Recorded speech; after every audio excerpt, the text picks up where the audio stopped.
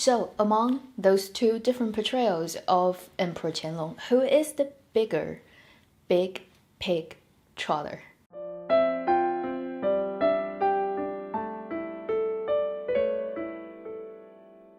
Hi, you're watching Avenue X, where a junkie on good storytelling shares her thoughts, knowledge, and occasional weird ideas on stories and how they're told. So, in case this title makes it really confusing, let me first explain this word 大猪蹄子, big pig trotter or big pig feet. This is another internet term that's been recently really popular among Chinese internet users.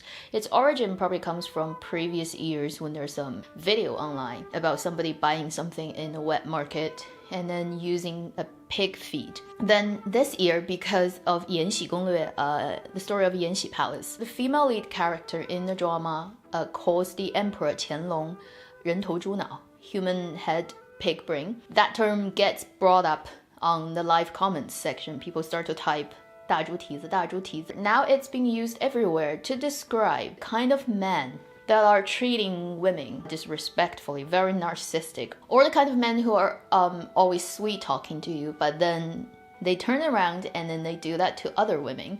So basically, not a nice guy.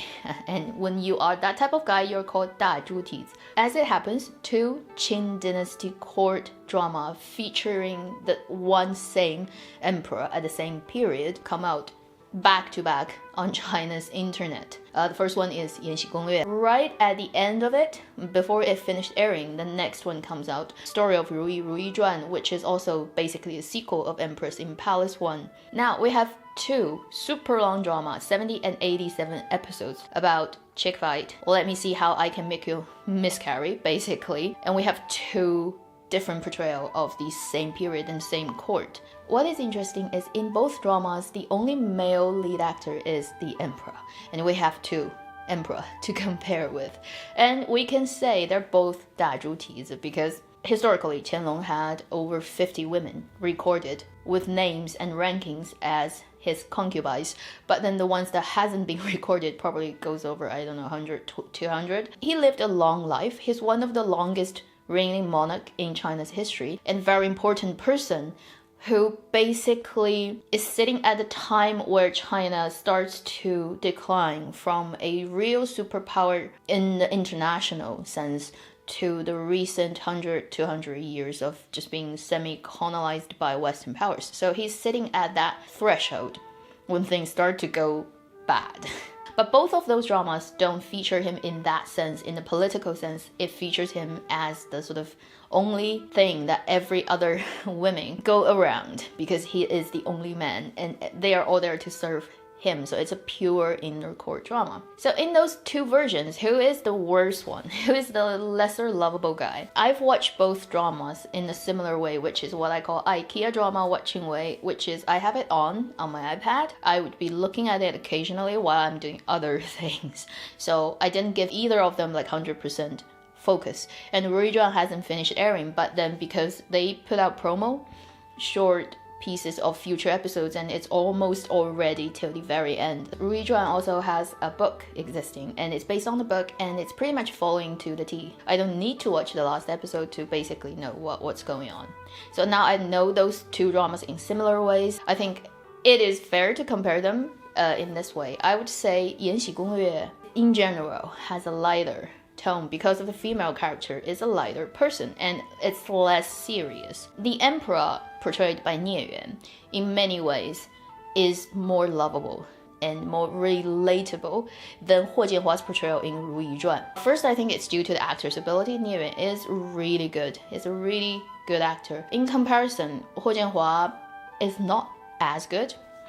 If you're a fan, don't kill me for it. It's just my honest opinion. I've loved Huo Jianhua for many years. I just feel his acting has never really improved that much over the years. Maybe when he was younger, he's more attractive in terms of just being good looking. But now, as he gets older, you kind of hope he can be a better actor. But I haven't seen much improvement, so I guess I'm no longer that much fangirling or looking at him through a fan's filter. I think acting-wise, Nie Yuan's emperor is a better acted out character. That's also due to the script. I think 延禧攻略knows what it is. It is an entertainment piece. It looks at history from a romantic angle, from a romantic novel angle, from a current mentality angle. It's clearly not a historical drama, and it's not trying to be that at all. Whereas 如懿传 falls into the dangerous area where it is still a very fantasized world of harem and chick fight, but it takes itself too seriously. It thinks itself as a historical when it's actually not. And that make the drama unnecessarily heavy, unnecessarily boring. And also, a big problem is it creates two main characters, the emperor and the empress, as two really boring and uninteresting and unlovable people. 如懿 is too soft in many ways as a female lead role in the drama. She is, yes, morally very impeccable. She's the best person probably in the whole harem. I think the author is trying to say she's such a good person, but in the end she doesn't get what she deserves. But the thing is, for an 87 episodes long drama, you have one female lead who is very passive. She's so passive and so soft and so gentle. I'm like, okay, really? Maybe this is the time you should just stand up and fight back? But she doesn't. If it's an 87 long episode drama, it is very boring to watch. Then I think Huo Jinhua is very unlucky. His role is written like this in the book. He's so not relatable, so not likable. There are moments when Nie Yuan portrays Qianlong Emperor in the drama in very private settings. He becomes almost childlike. There are moments when you see him as a human, just as everyone else, not as an emperor. And I think that is really helpful in terms of making that connection, emotional connection with the audience. But then when you look at 如懿传, Huo Jinhua's emperor is like at all times 24/7 a pure jerk. If a guy treats all the women around him, whether those women love him for real or for other reasons, in the ways he does, how could any sensible human actually even sympathize, empathize, whatever with him? So super 大猪蹄子. That is why I think when I look at 如懿传, I feel it has the better cast. All the supporting roles, the main roles, the actings are definitely much better. The lines are better written, whatever. But still, you look at the drama, it just doesn't excite you or make you happy in any way. It is just so depressing and dark, and I much prefer 延禧攻略, even though it is more unrealistic in ways of how people would actually act in that setting. At least there's something that is likable to watch, whereas when you watch 如懿传, it's like nobody is really lovable. It is a long, dragging, boring depiction of very pathetic life of a group of women and a very pathetic guy. But I'm getting at the important point of this video is when people are starting to talk about 大猪蹄子 on Chinese Weibo, I saw one post that gets reposted a lot and people start to laugh at it and thinking it's super funny and insightful. I want to share that post with you guys if you've been watching both dramas or either dramas. Basically, it is saying you girls are always complaining about the emperor being a 大猪蹄子, but let's do a hypothesis. Let's do a thought experiment.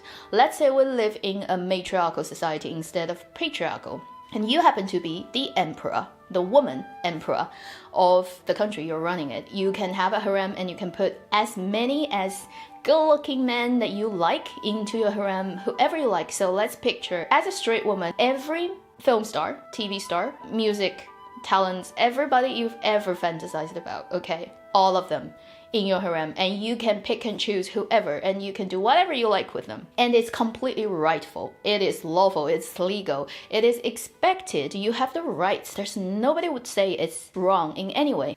In that society, would you do it? And that person used that analogy, I found it super funny, is say you are the emperor, you have a harem, and then you have Liu Haoyan and Bai Jingting both as your concubine, and one day they're fighting for your affection and attention, and one of them pushes the other into the pond. Would you, actually punishing the one who pushes the other one into the pond really severely, would you actually have the heart to do it? And when you think about that thought experiment in that extremely specific circumstances, and if you happen to be a fan of both of those actors, would you do it? I thought about it carefully and hard and long, and then I realized I wouldn't. I would probably do it as Emperor Yongzheng in Emperor's Palace 1 did when Huafei pushed Shen Meizhuang into the pond. I would just yeah, let it go. It is like pick and choose your palm and your back of your hand, like which side is more important. You're probably like, okay. As long as they're not doing it over the top, right? As long as they're not like killing people blatantly with a blade running around in a palace, you probably just let it go. Slide under the carpet. So I thought about that specific instance, and then I look at the comments of that post. A lot of people are saying, wow, we cannot argue with that. If it's actually that circumstances and we are put into that position, we do the same thing. So then it makes me wonder whether it really is anything to do with gender, whether in a patriarchal society you are calling all those emperors that have happened in history many times 大猪蹄子, but are they really to blame as 大猪蹄子, or is it just because they were born into the society where they were given that kind of rights and it's expected from them to do certain things, so they did it? Obviously, you have people in history who are at that position but who are actually really loyal to basically one partner, but it's very rare. It is very hard to imagine if you can have that opportunity, you'd refuse. It made me realize something that I subconsciously agrees with but didn't really think through, which is from a female perspective, you look at these characters and you just automatically assume they're bad. Say the character Yongzheng in Empress Palace 1 or the character Qianlong in the current Ru Yizhuan. But I never thought about it carefully from this angle, which is it is a societal thing. It is the environment that creates this. It is not just due to their personal moral or lack of that. So I think this is the best thing I've gotten out of those two dramas, and also the comments that I've seen online about those two dramas, and I want to share that with my audience if you happen to be watching those two dramas. And I'm really interested to see what you think in the comment section. At the end of this video, I think this genre of Chinese drama really is coming to the end of its popularity. After those two dramas, I don't think anyone should make any dramas similar to that in any time soon, especially since what has happened in internationally, especially in entertainment business since last year. The type of drama that really still depicts a particular male and female dynamic that is just really not currently in line of anybody's political correctness, and really it is frankly getting too old and too boring. Ru Yizhuan actually spent so much money. They went out onto the prairies to shoot imperial hunting, which is the best hunting scenes I've seen in recent years in any Chinese dramas, especially trying to depict how Qing mentoring rulers would do it. The dogs they use, the horse, the bear, the insane landscape. I'm like, wow, that's so much money. And it's so sad because it didn't even go on satellite. It was designed to go on satellite, but now it's a pure web-only drama. It just shows, as a clever investor or creative, you should think about what might become popular in the future instead of what has worked and we're just redoing it, because Ru Yizhuan is the best example of how such huge investment that you in the beginning thought it will 100% succeed completely flops and fails. We've seen so many dramas like that in China's entertainment business this year. I think people should think about that very carefully now. And it's very weird because I'm talking about that in English, which most Chinese entertainment people will never ever see. Okay, so that's the end of this very unusual video from Avenue X. Thank you for watching. I'll see you in my next video. Meanwhile, live long and happy drama watching.